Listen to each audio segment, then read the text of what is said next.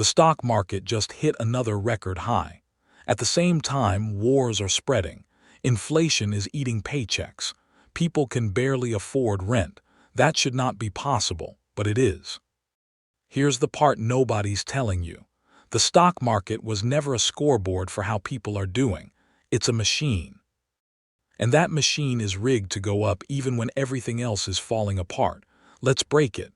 Most people think, good economy, stocks go up. Bad economy, stocks go down. Simple, right? Wrong. The stock market isn't the economy. It's a handful of massive companies. A tiny group of giants make up most of the index. So when the market hits a record, it might just mean 5 companies made a killing. Your rent didn't care. Your grocery bill didn't care. Here's where it gets faster. Markets don't rally because news is good. They rally because news is less bad than feared. Investors braced for disaster. Disaster didn't fully happen. Boom, relief rally. One tweet about a ceasefire can send markets flying. That's it. That's the whole trigger. Now the real engine kicks in. Interest rates drop. Suddenly, cash in the bank is a losing bet. So money floods somewhere else.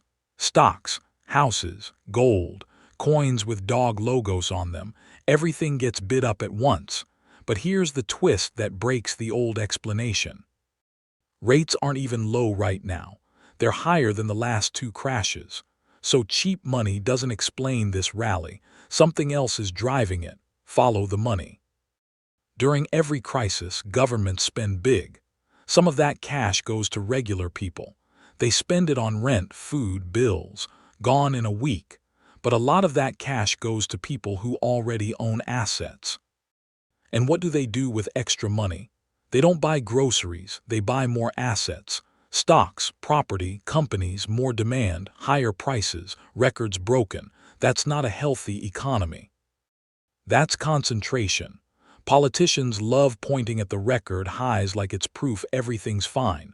It's not proof things are fine. It's proof of who's winning. If you already own assets, this system makes you richer every single day. If you don't, the gap gets wider every single day. There's more. People are losing trust in cash itself. Every crisis, more money gets printed. Every print, your dollars are worth a little less. The U.S. government owes close to $39 trillion. It pays roughly $3 billion a day just in interest, not paying it down, just keeping the lights on. So what do investors with real money do? They dump cash into anything that isn't cash.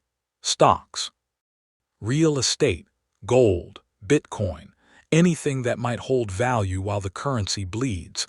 But it's not just humans buying anymore. Algorithms run huge chunks of the market now. They don't care about geopolitics. They care about price. Trend goes up, they buy. That buying pushes price higher, which triggers more algorithms to buy. Then options dealers pile on. Traders bet stocks will rise. The firms selling those bets hedge by buying the actual stock to protect themselves. More buying, more momentum, a feedback loop with no one steering it. This can't run forever. The real question was never why are stocks going up. It's who actually benefits when they do, and the answer should make you uncomfortable. The faster prices rise, the faster the gap between owners and everyone else rises with it. This isn't a mystery anymore. It's a machine, and now you know exactly how it runs.